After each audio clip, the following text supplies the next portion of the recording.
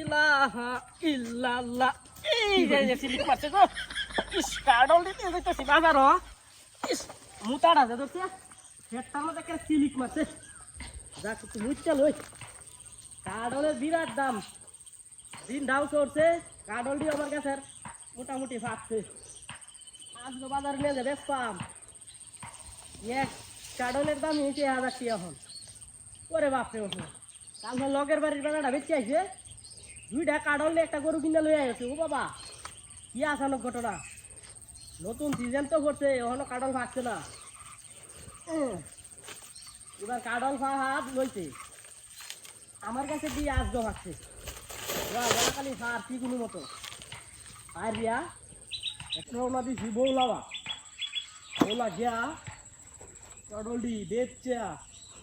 আমিও নিয়ে একটা গরু কিনতারি এই বেড়া যদি